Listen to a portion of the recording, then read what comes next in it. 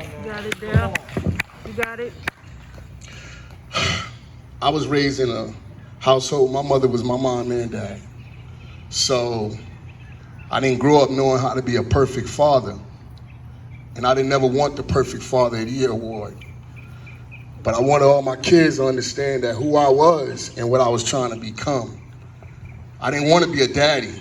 Daddy make you and leave. I wanted to be a father, to be there with my kids. That's the difference. Things don't always go right with you and your kids if you live in separate households. Things get miscrewed, misunderstanding. And you have to let them come around as they get older to understand and know the truth about who you are and what you mean in their life.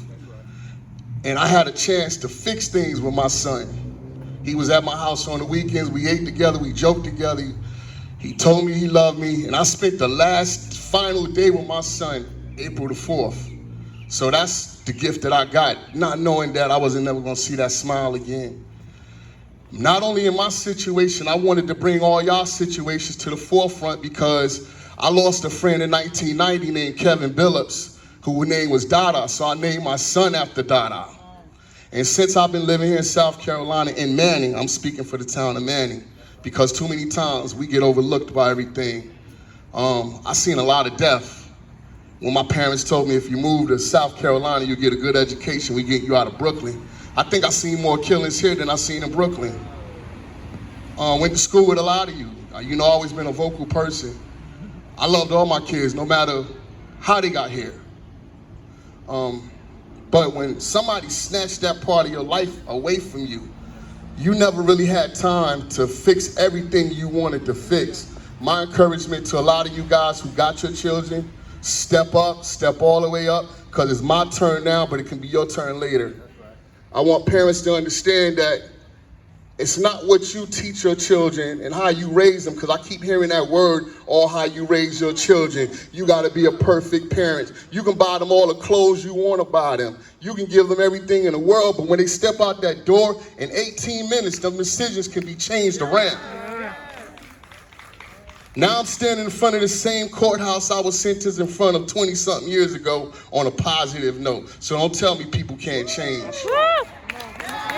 Now I work in an environment where I help take care of the older people, so don't tell me people can't change. Stop looking at my past, because my past is all behind me. Look at my future. And my future is doing something to spend the rest of my life to help somebody not lose their child. My future is called prevention, and it's safety first. But we got to stop shutting the doors and not thinking just because it didn't happen to you, you don't care. See, there's a lot of people who say they were going to come here, they were going to do this and do that, but they don't care. It's not that they don't care, but it hasn't happened to them. That's why when you go to these funerals, the directors tell you, they say, hey, this family going to need you after the funeral.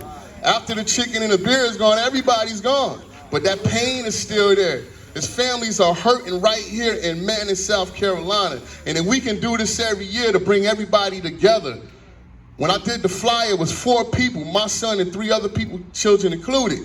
Now if you look at the flyer, it has grew because we forgot. We got to stop forgetting. We got to stop hating on one another. Start having a little bit more respect for each other. And respect for your mind and thoughts of people. They laughed 2 years ago when we started the podcast, John Mill. But we kept going with over thousands of viewers, and we did what we said we was going to do. Even if it was 5 people that was going to be here today, we was going to make this happen. You don't see how God kept the rain off us? I want to say something to my son's mother. I mean, I can't only imagine that for 40-something years of her life, her best day was her birthday. Can you imagine you being a mother and every birthday now you got to think about your son died on your birthday? That hurts. Sometimes God gonna take somebody out your family so the rest of y'all can get it together. It's the same thing as the Bible. If you read your Bible, you believe it. Some people just skim through it. We only use God for what we want to use it for. When we get mad at people, we saying the devil busy. Look at the mirror, maybe you the devil. Sometimes death don't change people. Death can change people. Death sometimes change people when that person have to go. Because we all say we're going to get closer, we're going to do this, we're going to start doing this. And we go back to our same old ways. You got to want that change. But I say to you fathers out there who walk around, you'd rather be with your homeboys and You'd rather be doing other things than be taking care of your kids. That day gonna come. And he might take it away from you, because I was speaking on gun violence before I lost my son. Wasn't I, Jamil? I was speaking on what we needed to do in community before this came up. And he said, okay, well, since you speaking that, devil, let me take something from you and see if you still gonna stand strong. I'm not gonna let the killer control my life that took my son, because now he's gonna be my son. He's gonna be my son because I control when he eat and how long he gonna stay on punishment. Yeah, they say you forgive, but it takes time. We all deal with death a different way. But I want Manning to start stepping up for Manning. We need more things in our community. I challenge these leaders out here to get more involved in our community, because right now it ain't nothing but businesses. Up and down this whole street, there ain't nothing for a kid to do. There ain't nothing for a child to do. So they turn the games. I don't care if you kept your daughter in church or your children in church every Sunday. That don't mean nothing, because that's going to change in a heartbeat, the influence. Because even as parents, you can't keep your eyes on everything. Nobody told Dell and Tanya that they was going to lose their child April the 5th. We didn't see it coming. But now that we know that it's real, we all need to understand that it could be your turn next. So get out here in the community and grieve with people who have lost. Not only my child, we lost so many people here in Manning, South Carolina. I got a shoebox full of obituaries. And half of those obituaries are nothing but murder, not accidental deaths. So I want to say thank you to the community. Alexander Conyers hurt my vision when I kept running on Facebook and I kept warning and I kept putting words out there. And I said, I don't care if y'all get tired of me on Facebook, I'm going to always say something about my son, regardless. And he reached out to me.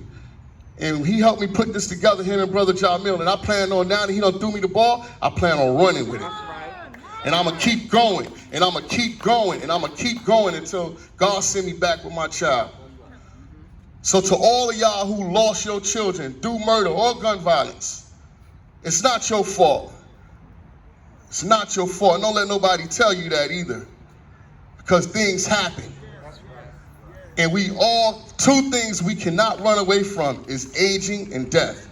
You all got that number, and you ain't gonna be able to put God on hold because your nice car outside need to be washed or your big house you need to cut the grass. When he call you, you gonna have to drop everything like it's hot. I thank all of y'all for showing us love, and let's keep it going. And remember, to all the families who lost their people, I love all y'all. Thank y'all.